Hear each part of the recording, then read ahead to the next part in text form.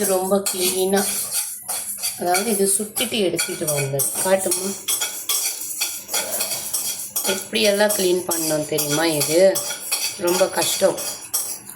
அவ்வளோ க்ளீன் பண்ணாதான் நல்லது.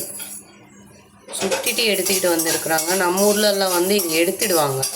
ஆனால் இங்கே சுற்றி அந்த ஸ்மோக்கி ஸ்மெல் வந்து ரொம்ப டேஸ்ட்டாக இருக்குமா.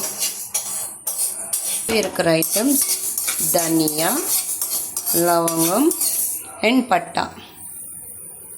இது ஃப்ரை பண்ணிடுறாங்க. தலைக்கறி வந்து வாஷ் பண்ணி நல்லா நீட்டாக எல்லாம் கீறிட்டு வச்சுருக்குறாங்களா. இப்போ இது குக்கரில் வைக்க போகிறாங்க. அவங்க வாஷ் பண்ணி வச்சுட்டாங்களே. இப்போ குக்கரில் போடும்போது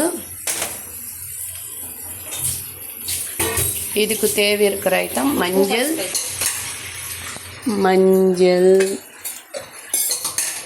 ஓகே, மஞ்சள் 1 ஸ்பூனு, அப்புறம் சால்ட்டு எங்கே இருக்கு, அப்புறம் இந்த சால்ட்டு போடலாம், கல்லுப்பு போதுமா எவ்வளோ? ஓகே.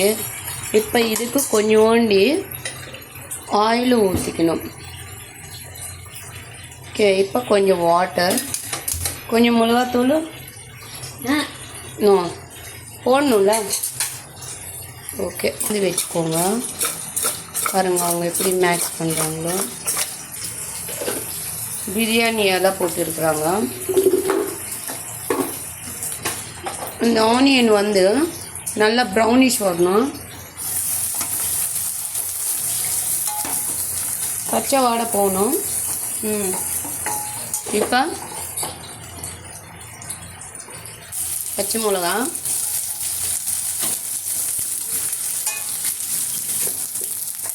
டமாட்டா கூட பேஸ்ட் பண்ணும்.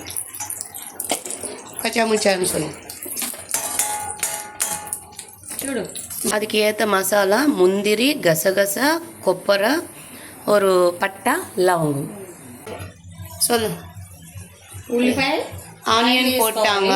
எண்ணெய் ஊற்றி ஆயிலு அண்டு அந்த ஆனியனு பச்சை மிளகா போட்டுருக்குறாங்க. Ginger garlic paste. இது வந்து 10 விசில் வர வச்சுட்டாங்க. தலைக்கறி வந்து 10 விசிலுக்கு அப்புறம் போட்டிருக்கிறாங்க இதில். நெக்ஸ்ட் வேறு என்ன போடுவீங்க? இது நல்லா வேகணுமா? கடைசியில் தான் இந்த பிரெயின் போடுவாங்க. ஆல்ரெடி மஞ்சள் போட்டாங்க, இப்போது கொஞ்சம் போடுறாங்க. நெக்ஸ்ட்டு சால்ட் ஆல்ரெடி போட்டாச்சு கொதிக்கும் போது. இப்போ టమాటా ఆల్రెడీ వేసాను, సరిపోకపోతే ఆల్రెడీ நான் போட்டுட்டா திருப்பி வேணும்னா పోట్టుకోంగని சொல்றாங்க.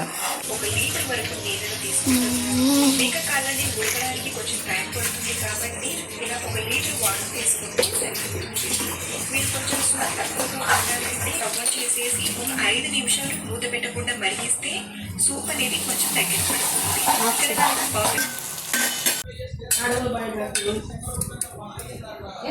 తలకరి